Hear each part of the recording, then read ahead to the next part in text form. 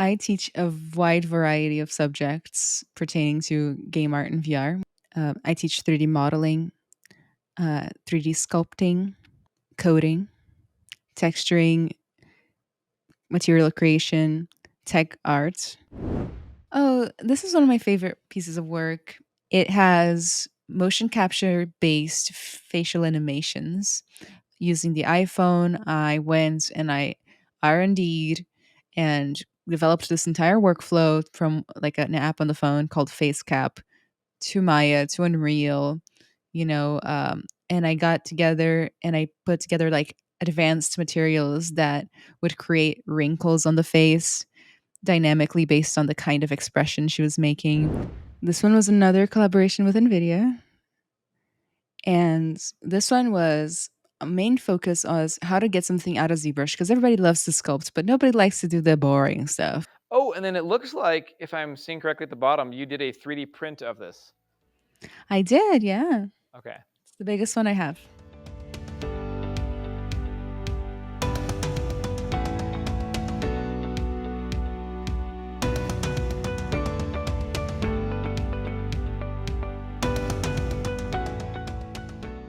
Welcome to another episode of the 3D Art Show with Gabe. Today we're going to be talking about jobs in 3D animation. I have with us a professor at a college in Texas and in Florida. Her name is Professor Ana Carolina Pereira.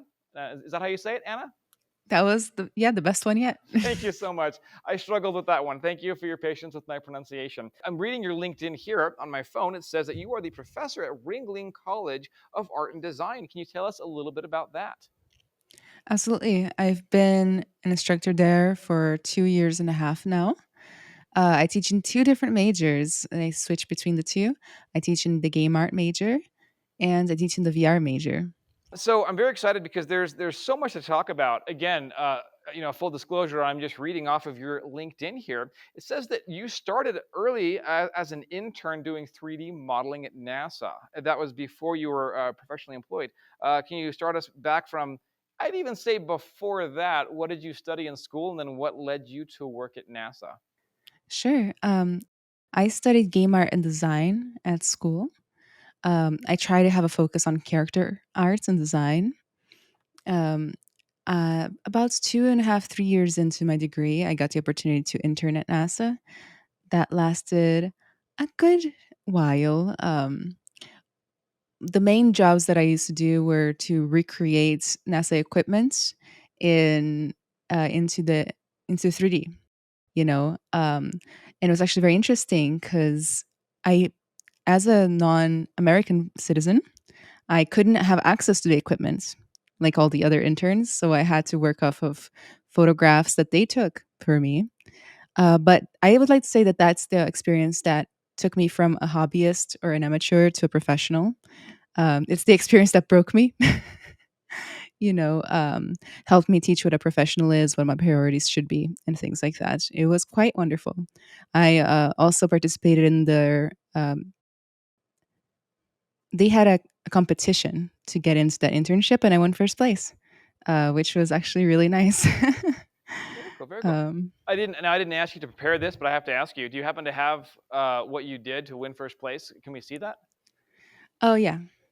It's on Instagram. Oh, Let me fantastic. see. This is a game ready version of a PLIS, is what we called it, a PLSS, a primary life support system. As you can tell, it is intern work, right? But good enough to beat the other interns. Very good. um, and I used a software called Modo to do everything, model it, and even texture it. And Modo is not even primarily a texturing software. I just made it work. Very cool. Well, congratulations on that. That's exciting, and that got you into Thanks. the world of professional 3D modeling. I was very surprised to hear that NASA employs 3D modelers. I know there's a lot of science channels on YouTube. I even had a science channel on YouTube called Touring Rabbit Holes a year or two ago, and that was a lot of fun. And we always wondered how the YouTube authors and speakers got the amazing graphics. So I imagine some of that could come from NASA or other sources. So you would make that, you would make the graphics then, huh? Yeah. Okay. I don't know how much I'm allowed to say, but you'd be surprised at how much is 3D. So interesting. I'd love to find out more. Just like how many 3D artists are employed by the government. That's something that we'll have to look into. If By you the have, government, a lot. By wow. NASA, by the time I had an internship, it was around six. That's Okay, what they okay, told interesting. us. I am one who's employed by the government as a contractor, and I am the only one that I'm aware of, actually. So it's a very unique position as well. So that's pretty cool. Okay, so let's move on. So after your internship at NASA, tell us where else you worked and how our experiences or how your experiences led us to where you are today. Sure.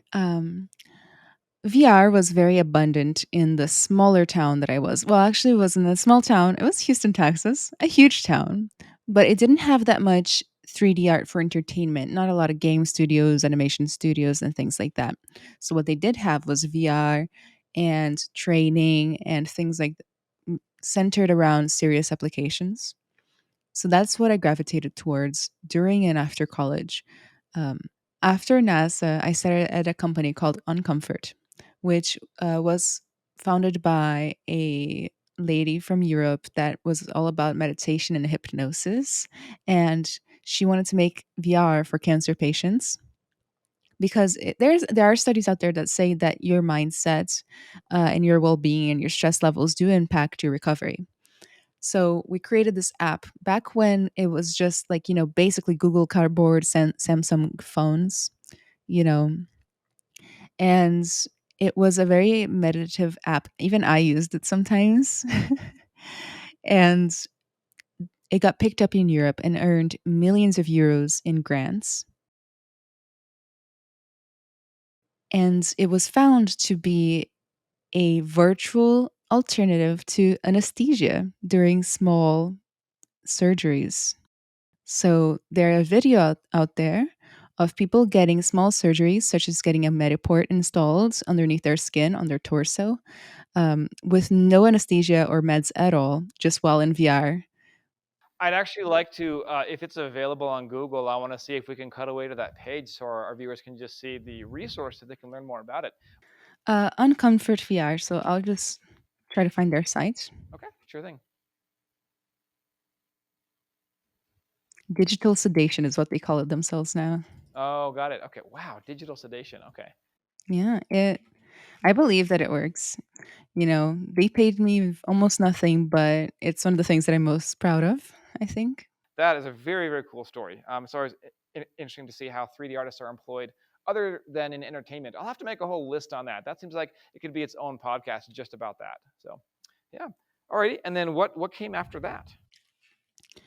After that, I started at a company called HTX Labs that focused on training simulations, digital twins, and things of that nature. I stayed there for quite a bit. It's where I became a technical artist, which, for those of you who don't know, is kind of a mix between an artist and a programmer. I had a focus on optimization because, as you know, VR has to run very fast. Otherwise, you can cause nausea and other problems. If you don't optimize your VR app, you can't even sell it on the Oculus or store at all.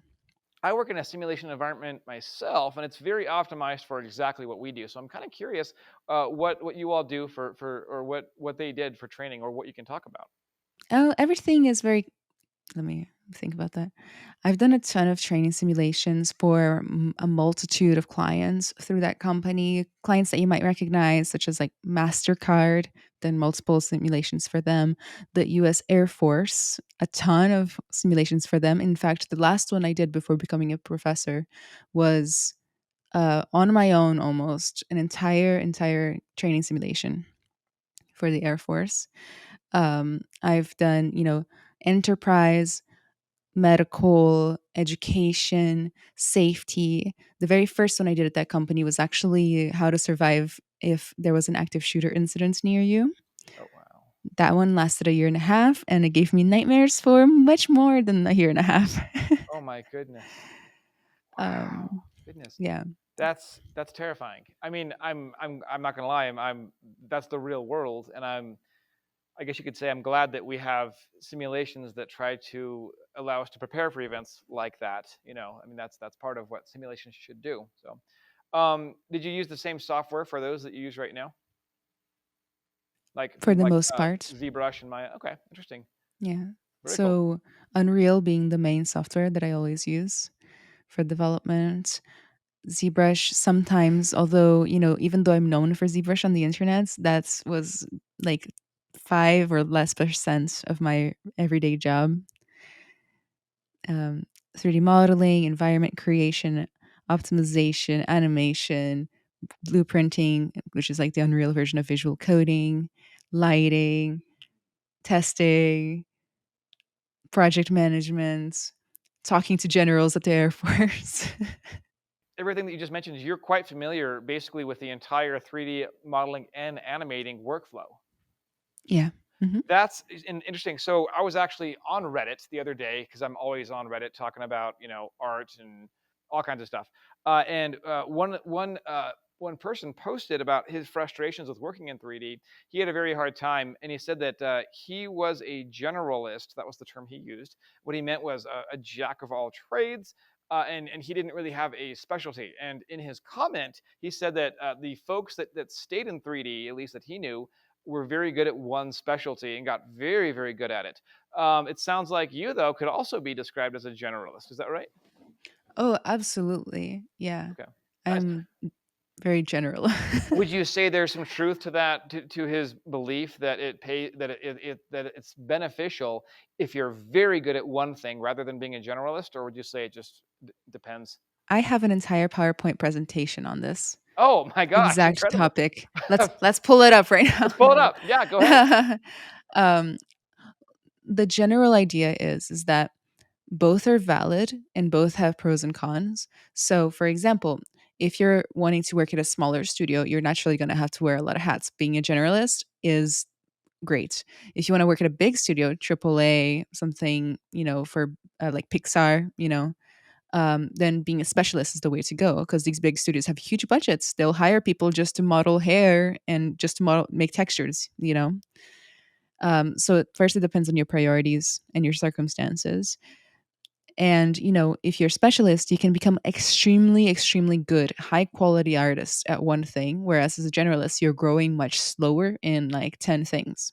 You know, that was my struggle for about 5 years there. I thought I made a mistake because I wanted to be a character artist out of college. But due to, like we were mentioning before the show started, a lack of opportunity or maybe options, I had to think outside of the box. So I went down the tech art route and I thought, oh my God, I made a mistake because all of my character art peers that stayed practicing character art, even though they didn't get jobs fast, it took them a while because that stuff is competitive. Um, they became so much better than me, so much faster than me. Whereas I was lagging behind because I was learning a little bit of sound, a little bit of animation, a little bit of optimization, a little bit of coding, a little bit of, graphic design, all that stuff. And that was really tough, like emotionally and a lot of generalists might relate to that. But what I like to say now when I'm teaching is that at one point, like a magical day, 5 years in, eventually I became just good enough at all the stuff that I was doing where it was no longer relevant. You know, it no longer mattered that everybody was getting better faster than me, you know.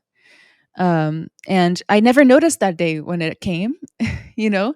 I just noticed that one day I was like, man, it's been a while since I've worried about this thing that's defined me for years, you know. And that's how I found out that, hey, like it takes longer, but also this job security is great. Income can be great. And, let's say one of your specialities dies, the market has no longer any use for it, then you can just bounce. For example, there's so much automation, AI nowadays.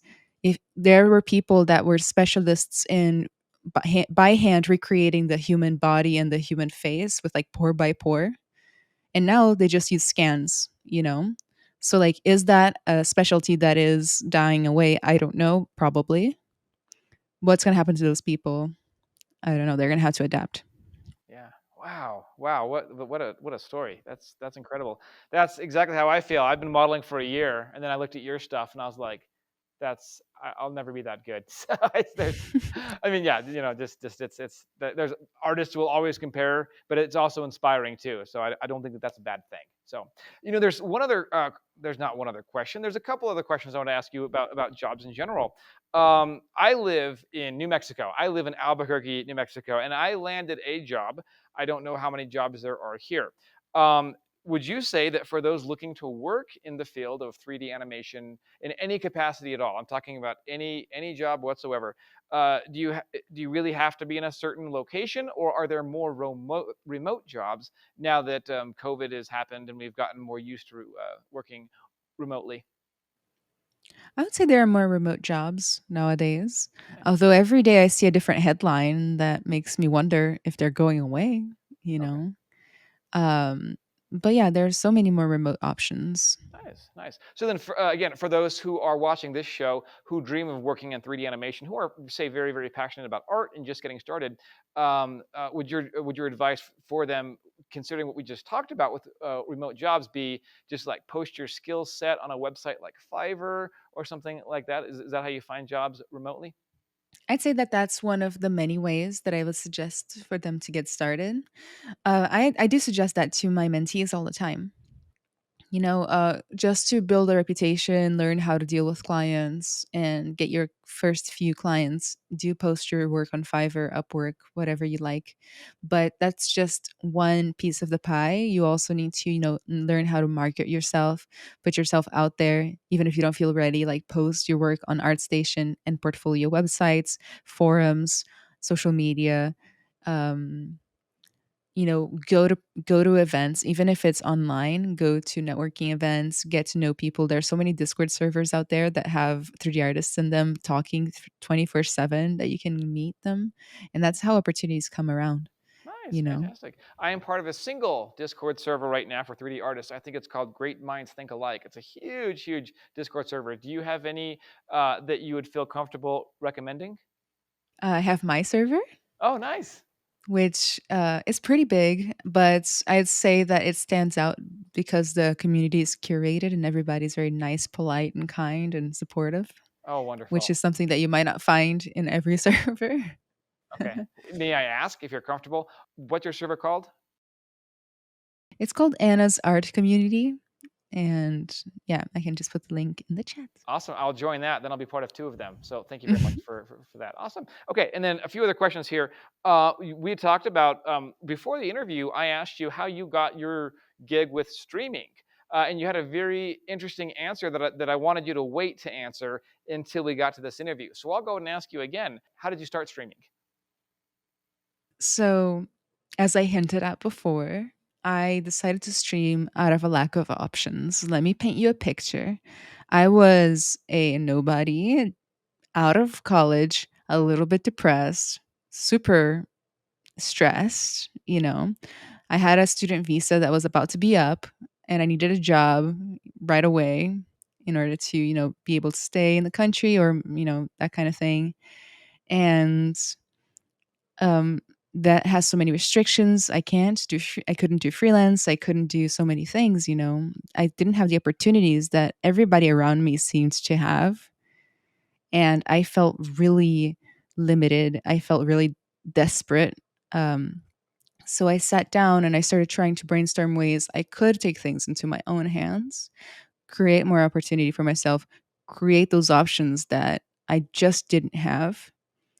And it wasn't until I went to a convention with a friend and got invited to a TwitchCon party, and I didn't know what Twitch was, didn't know what streamers was. I got there and I was like, "What is Twitch?" And they're like, "It's a streaming platform." And I'm like, "Ah, got it, the news." I was like, "It's the news." And then they explained it to me and I'm like, "Oh, there it is. Bingo." It took me almost a year to build up the courage to do it. Though. And during that year, I warmed up by researching, learning how to stream, watching the videos of like what to do, what not to do. And then one day I was like, you know what? I'm procrastinating. So I started doing a timer on Twitter. I was like, 28 days until my first stream to all my 24 followers. And then I just started and it went surprisingly well.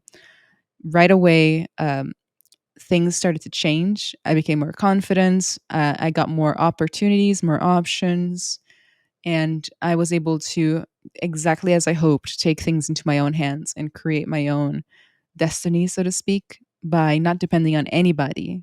Streaming is something you can do on your own that you control. There's so much we can't control. Like, I can't control if my job's still going to be there tomorrow. I can't control all these things, but I can control whether or not I go live and I build a community and I help people and I teach people, and they help me just as much because they're like, Anna, the way you did that is stupid. Do it this way. And I'm like, okay. Yeah. Maybe that's why I've gotten so much faster with streaming too. Nice. Incredible. Full disclosure, that's also why how I'm doing this show. Actually, I love 3D art and art in general, and the opportunity presented itself with my friend Candace, who is in charge of the New Mexico Education Channel right now, and that's why we're here. It's almost the Nike acronym, just do it, right? So I love it. I love it, and that's what we're doing here. So it's a whole lot of fun. Man, that story is incredible. I think my audience is going to want me to get to your artwork here very soon, which I am very much looking forward to do. Okay, here we go. All right, so the first one was from a website that I just discovered called Polycount. Can you tell us what is the Polycount website? Absolutely. The Polycount website is a forum for 3D artists, although I have seen all sorts of different artists on there. And it's where you can post your work, finished or unfinished, ask people for help. There's so many threads about every topic, including, how do I do this? You can find a lot of answers on Polycount, and you can find mentors and just inspiring art in general. Awesome. This first one that you showed me, oh my goodness. Okay, I'm just going to read this. For our cat lovers out there, you have a Sphinx cat generator. Not just a Sphinx cat, a Sphinx cat generator. Let's take a look at this. Okay, first I see the cat heads that I'm looking at on this page here. Can you tell us a little bit about this project of yours and why you decided to make a Sphinx cat generator? Yeah, this goes back to that time where I was feeling insecure about being too much of a generalist. So I decided that I was going to keep practicing character art. And I was like, you know what? The best thing I can do is mix a little bit of tech art with character art. And one thing I've always loved, my favorite part of every game that has this is the character creation process. Like The Sims, I would spend hours creating my Sims and then I would get bored playing really fast after. So I was like, I'm going to create my own character creator. Disclaimer, this was before NFTs were mainstream. So, like, now everybody has one of these, you know. But this cat creator, it has a ton of different textures. They can be mixed and interpolated based on alpha maps. The cats have multiple body weights, ear shapes, head shapes, eye colors. You can rotate them. You can kind of change about anything about them. You can randomize. And I did the math, and with everything I've coded so far, and this project kind of fell off. I got bored from it. Um, Everything I had coded until I stopped, there were 88,000 unique possibilities for cats. Oh wow! As I'm scrolling down right now, I'm looking at a cat that looks like it's oh, it looked like it was breathing, but those are just different body parts or body types being cycled through, right? Yeah. Okay, the one where it's great. Wow, that's incredible, man! All the cat lovers in my life, I think would have a lot of fun with this. Is this available in an app by chance? Not yet. I mean, I have it here on my computer, but the world is not ready The yet. world is not okay. I love that. I love that. The world, no, it's not ready. It's not ready. My family would never get off their phones if you release this as an app. It's incredible. So much fun. I might Okay, finish it one day. awesome, I awesome. want to add outfits. That'd be cute. Oh my goodness. Yeah, add clothing. That would be great. That would be great. Or add a laser pointer option, so the cat will chase the laser pointer or something like that. That would be incredible. Okay, before we move on to your next piece, is there anything else you want to say about the cat generator before we put it away? Cat Generator was created in Unreal using blueprints for the code, a lot of morph targets for the different body shapes, and a ton of textures. Nice, nice, very good. Okay, this next one, let's take a look here. also from the Polycount website. If I click on this, I'll say open, and it brings us to, okay, it says Furbolg. I'm sorry, did I say that right? It's a Dungeons and Dragons one that you created. How do you say that? I think it's Furbolg. Hmm. Furbolg. Okay, excellent. Hmm. Now, obviously, since Stranger Things has come out, I think Dungeons and Dragons has had a certain it's come back into the mainstream quite a bit. And I had an idea. When I got into 3D modeling, I thought, where else could I apply this? I thought, you know what? D&D, Dungeons and Dragons. I will, and then I saw you tweeted about it before I could. Thanks for psychically stealing the idea. No, I'm just kidding. I'm just kidding. Okay, so I see this. The first one, it looks like from the movie Avatar with James Cameron. Is this a watercolor? Or is this a grease pencil? What's the first picture? It's just Photoshop. Oh, okay, very Yeah. good. I think I drew that in my sketchbook, took a picture of it with my phone, and then I added a couple of colors in Photoshop.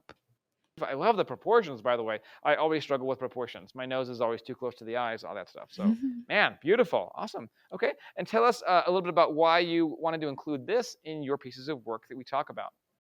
Oh, this is one of my favorite pieces of work. First, because she used to be my D&D character in the last campaign that I played. So there's that kind of connection. And two, this is a highly technical piece that took a long time to make. So it has motion capture based facial animations. Using the iPhone, I went and I R&D'd and developed this entire workflow from like an app on the phone called FaceCap to Maya to Unreal, and I got together and I put together like advanced materials that would create wrinkles on the face dynamically based on the kind of expression she was making.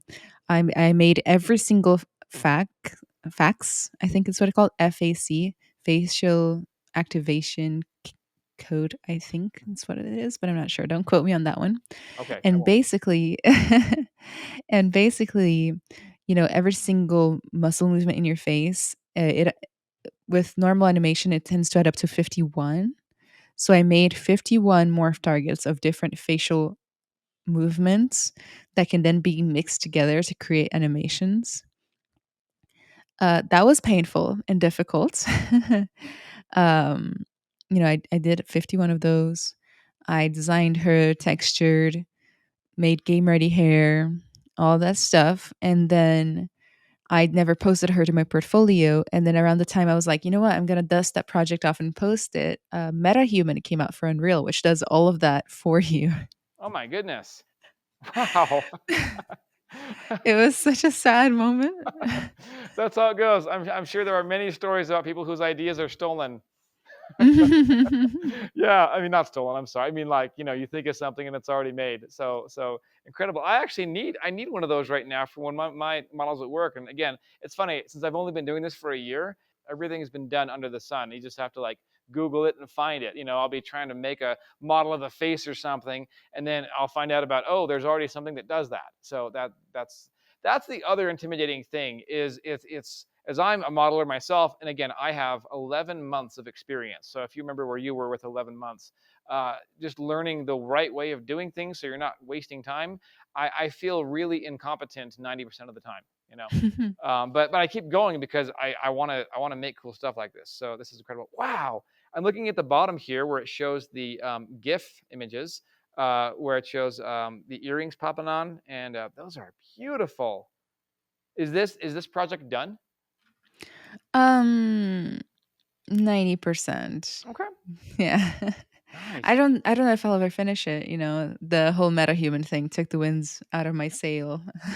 Wow. Okay. Okay. I hear you. I hear you. Okay. Yeah. Yeah. One thing I really love about this is that you have so many posts up about your progress on this, and you have almost like almost like journal entries about how you felt about each part, and what you went through as an artist. That gives us a much greater connection to the artist as they're going through it. So that was really cool. Oh, And then nice. other folks are commenting and asking, how you did certain things, or if you tried this, and that's what's Mhm. really cool about this digital age is being that involved with an artist. So very cool. All righty, Absolutely. let's take a look. And actually, I don't want to rush ahead here. Should we look at the other ones, or is there more that you want to say about this piece? The only other interesting thing about this piece is that uh, if you search for female furball on Google, it's top page. Oh, nice. And what happens is that it kind of like went viral and even was used in a big TV show in Brazil. Oh, nice. Um, but I didn't get any credit, Oh and gosh. that's the sad part. Yeah, that's So totally now I put sad. my name on everything. Good for you. Good for you. Oh my goodness. Okay. All right. Let's do the next one here. Okay. I think we're now going to ArtStation, and ArtStation is similar to Polycount, right? It's just another place where artists can post their work and get recognition. Yeah, but I would say that ArtStation counts as a professional and a very official portfolio site. So Oh it's wow. very common to apply for jobs or receive applications that link directly to your ArtStation. Oh wow. It's a Okay. very curated site. Wow. Very good. Very good. Awesome. Okay. This is. Oh wow. The frog. I'm not going to say much more, but I'll just post it up here on the website or on the screen. This is a gorgeous blue frog. Can you tell us about it? Um, sure. This frog was first made as a speed sculpt over a 3 hour long stream, and I completely sculpted it out for ZBrush Live, the kind of the sculpting s- stream I do with the makers of ZBrush. And one day Nvidia approached me and they were like, "Hey, can you make some tutorials for us?" And I was like, "About what?" And they're like, "Dealer's choice." So I decided to, inspired by the furbo that we just talk about how to get your morph targets created and then imported into Unreal and then playing in an animation. So that animation of the throat of the frog expanding, it's just a morph target, just like the face was from the previous post. And it's just a little curve that goes like activated a little bit, little bit, a lot, little bit. That's it. Wow. You were approached by Nvidia. That's incredible. So I know Nvidia because I research graphics cards, and they just released their 4000 series graphics cards, the RTX 4090, 40. In fact, I want to ask you, if you don't mind, with your computer at home, do you mind sharing what setup you have? Sure. Let me just find it. It's Oh, okay. here. That's just a techie question. It's something that all the gamers ask each other. Yeah, I just kind of gave my husband a blank check and I was like, "Give me a computer." Nice, nice. That'll work. Okay. So I have an Intel Core i7 8700K, GeForce 3090, Nvidia graphics card, Corsair Vengeance 20 Corsair Vengeance 32 gigabytes, Samsung 9060 EVO series, 1 terabyte, memory card, and I think everything else is like a memory card and the cooler. But to be honest, the cooler doesn't do anything. Ever since I got the 3090 in here, it's beefy, right? It's a Yeah. graphics card that's Huge. this big, Yes. which actually Nvidia gave me for these tutorials, like as part of the Incredible. collaboration. I Nice. had to take off the side of my computer, the glass side that a Yes. lot of people have. I just took that off, so now it's a plein air Oh, nice. computer. Okay, cool, cool. I Yeah. just had to ask you that question because that's what. So, anyways, Nvidia approached you. That's amazing. They found your stream. Is that right? I'm not sure how they found me, but they approached on Instagram. Okay, that's incredible. I'd love for them to approach me about stuff. So, hint, hint, Nvidia. I'll take your stuff. Just kidding. So, very cool. All right. So, and then I don't want to get too sidetracked from the frog. Man, yeah, it is beautiful. So you sculpted in ZBrush. I know about applying materials and things like Blender or in Maya or in Substance Painter. Is this textured with Substance Painter? Yes. Okay, Hmm. cool, cool. Yeah, that's beautiful. I've only been using Substance Painter for 2 months now. It is an incredible piece of software. I like it. Yeah. Like anything, I didn't know what I was doing at all at first, but I soon discovered and I figured out how to modify things.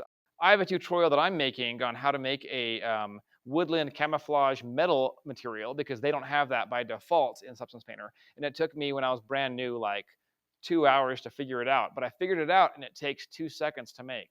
In reality, probably 30 seconds, but real versatile software. I really enjoy it. So, anyways, um, All right. Before we go to your next piece of artwork, is there anything else to mention about this beautiful frog here?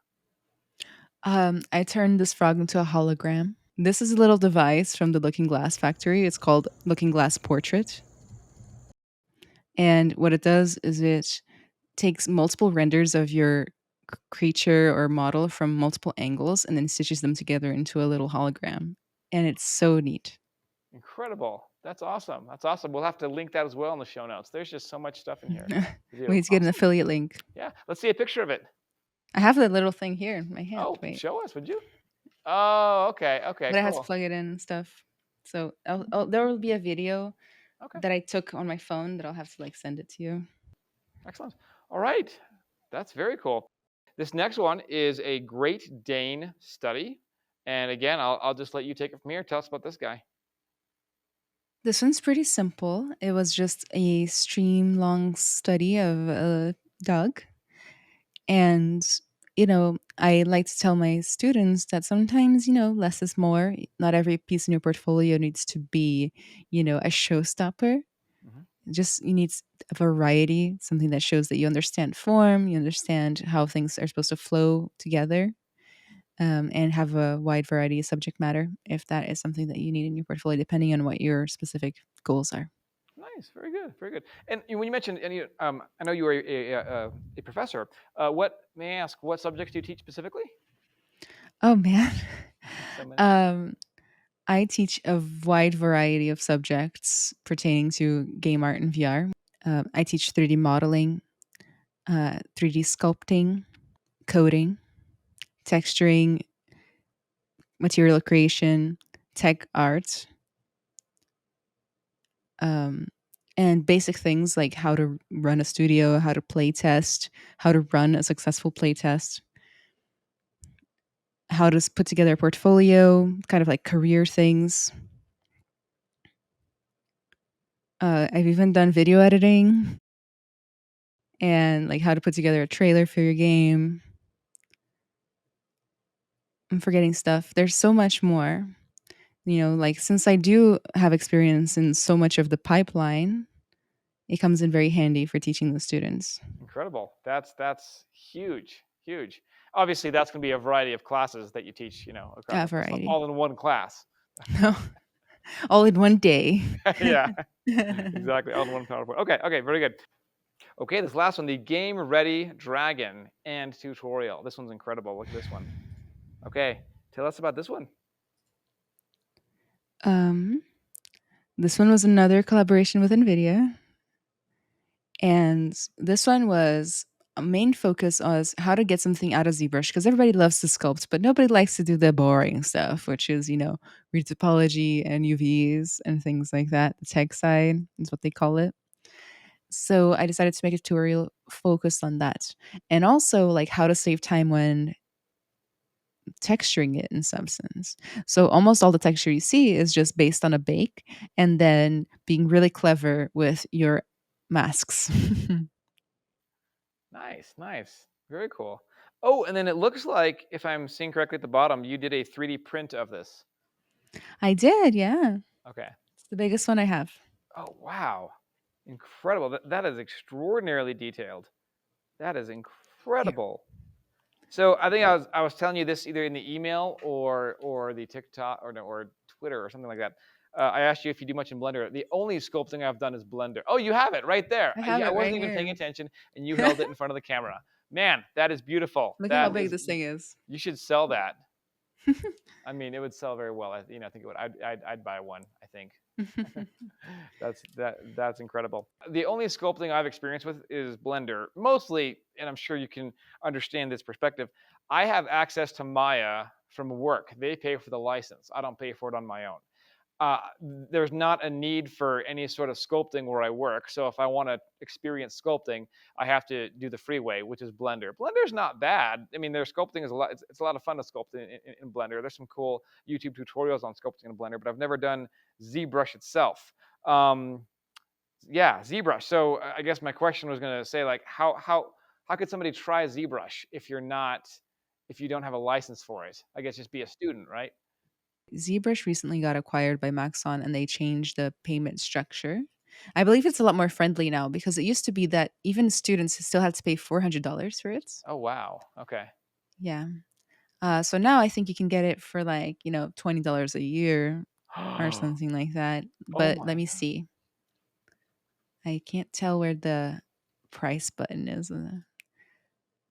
Okay, so you can get a free trial, which is nice. You can get ZBrush for $29 a month for the full license. And oh yeah, students and teachers. Let me see here. Yeah, 9.99 twice a month. Or I'm sorry, 9.99 twice a year For students and teachers? is for students and teachers. Wow, and is that just higher education, or is that even for, like, high schoolers? I would imagine it's for both. Okay. Okay, I'll have to look. Now, full disclosure, I will have to look. I know that for Adobe products like Adobe Substance Painter, it's only for higher education. It's free if you're in higher education, like community college or a typical state university. It's free. Unfortunately, that's not for high schoolers, but who knows? Maybe someday it'll change. I know Quixel Mixer is oftentimes the go-to for those who want a free product, which is awesome. I do want to ask you. I don't think you have a lot of experience sculpting in Blender. I was going to actually ask from anybody who if how they'd compare sculpting in Blender to sculpting in ZBrush. So from what I've heard, Blender sculpting can get the job done. However, ZBrush has this like magic behind it called 2.5D, which is why ZBrush is like one of the only software out there that can run multi-million models fast and let you subdivide them, get really in there and like create tremendous amounts of detail. Even billion, depending on your computer. And no other software can do that. For example, you can't even take one of those models and put it anywhere. Maya, Unreal, Blender, it will all freeze up. So I'd say that that's the main thing. And also ZBrush has been around for a really long time and it's like the industry standard for that kind of work. So how do I put it? Like it's been more developed. It's had more time to mature. But I have seen some great stuff being made with Blender Nice, before. very good. Regarding Mhm. the hardware, do you have a preferred tablet and stylus to sculpt with in ZBrush? Yeah, I love Wacom Intuos. Nice. Okay. Yeah, it's the very simple screenless one. Okay. That Yeah. nobody wants. Everybody wants the big fancy Cintiqs and stuff. Okay.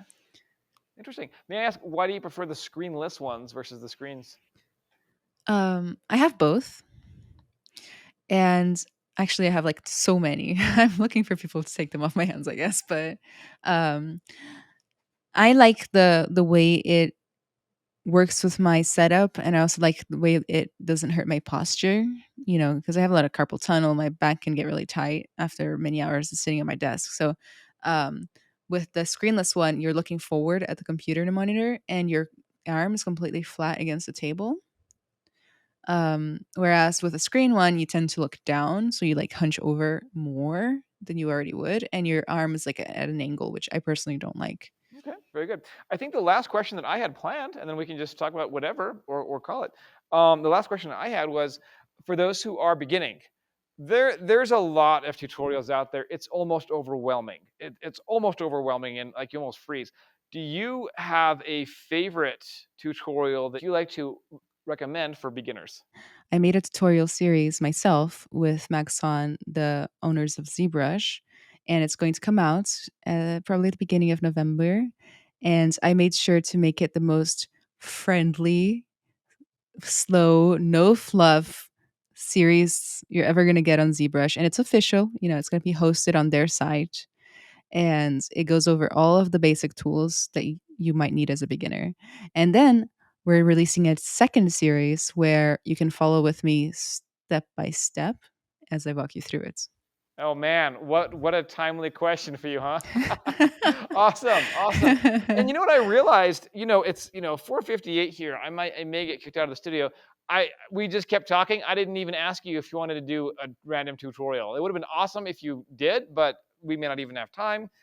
I might actually ask our producers if would you be interested in doing a quick 5-minute one? Um, a five. I think I could fit a 5 minute. I don't know what I would be able to show in 5 minutes, but You want to do another alien um, plant? That's what my last guy Liam Hazley did. I'll make a little alien to go along with the alien plant. Let me turn on my light. The sunset. One sec. So for the next 5 minutes, I'm gonna try to turn the sphere into a little cute alien. So I'm using this brush called the Move brush that grabs parts of the model and just lets you drag them. It's kind of like, turning a ball of clay into something else, smoothing some stuff out so that it doesn't get all lumpy. Otherwise, it starts looking like chewed gum. That's a word I say a lot when I'm giving feedback, and sometimes I wonder if I should stop. So we got kind of like helmet shape right here. That's starting to look a little bit alien-y. I'm gonna grab one of my favorite brushes, the clay buildup, just to push some stuff in and create some volume. That's super important whenever we're sculpting, we're dealing with form. So I'm gonna give him some brow, a little bit of cheeks. It's not gonna have much of a nose because it's a little alien. And we're gonna make it friendly with a little mouth in a little bit. Maybe a bigger space for a bigger alien brain.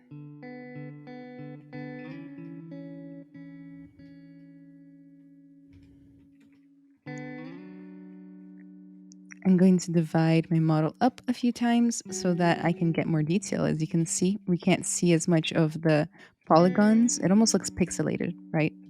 The fewer polygons, the more pixelated it looks. So I'm just kind of going to sketch in a little bit of the eyelids, nostrils, and things like that. Now let's make the eyes bigger. We're going to go for like a classic friendly gray alien.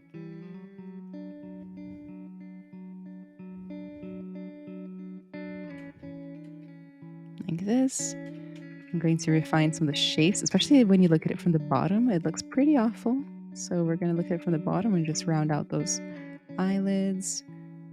Mouth looks pretty flat, so we're going to round that out as well. I'm going to add in some eyeballs with one of the insert mesh brushes that allows you to just like it sounds, insert new meshes into here. Oh, it doesn't like it that I have subdivision, so I'm going to delete those. Drag in some pretty large eyeballs. And try to fit them inside of the eyes. I'm going to separate these two.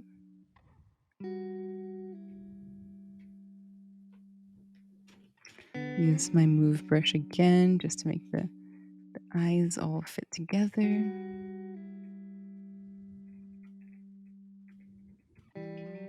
Maybe we need a little ear hole.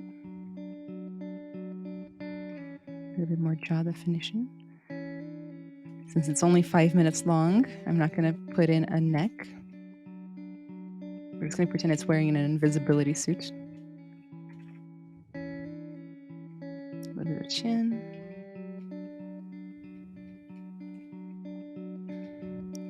Maybe I can already put in some color. So I'm going to make it, maybe the eyes should be shiny. So I'm going to grab a shiny material. And maybe they should be like a dark color, maybe like almost black color. And then I'm going to use my paintbrush, which is my favorite brush. One of my favorite brushes. They're all my favorite brush, it seems. Then I'm going to go back to my gray material. I think I'm going to make it a little green. Oh yeah, green really adds some fun into it. Gonna fill the alien with that color. Oops, wrong object. Select the face. Like so. Maybe I can divide up a little. And then do a little painting. Make it more fun. Just fixing up some stuff that looks a little lumpy, and then we'll be done.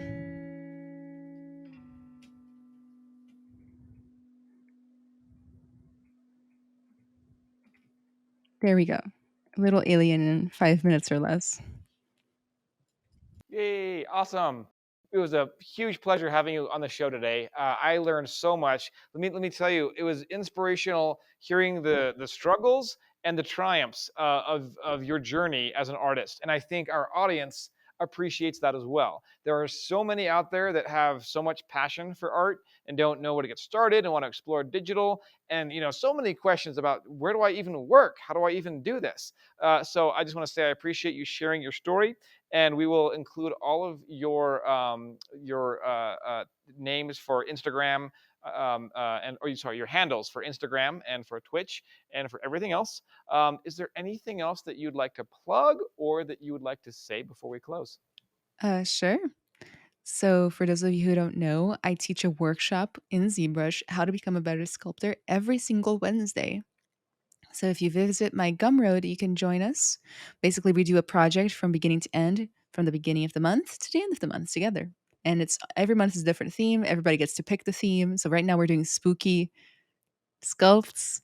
And, I talk about the theory of what makes a design scary versus not scary, what's a successful horror movie design, things like that, and also one-on-one mentorships. And it goes beyond just being an artist and sculpting and 3D and Unreal and all that stuff. It also goes into accountability, time management, being able to deal with the ups and downs of being an artist, right? Taking things into your own hands, how to start a social media platform, and the list goes on. Incredible. So make sure you watch Ana Carolina on Twitch and Gumroad. You know what? I may have to get an email from you with all the things, if that's okay. Yeah, sure. I And have a link tree that has it all. oh, fabulous. We will display the link tree. Make sure you follow Ana Carolina to learn more about the journey of an artist, ZBrush in particular, but kind of everything. All right, with that, we'll see you next time on the 3D Art Show with Gabe.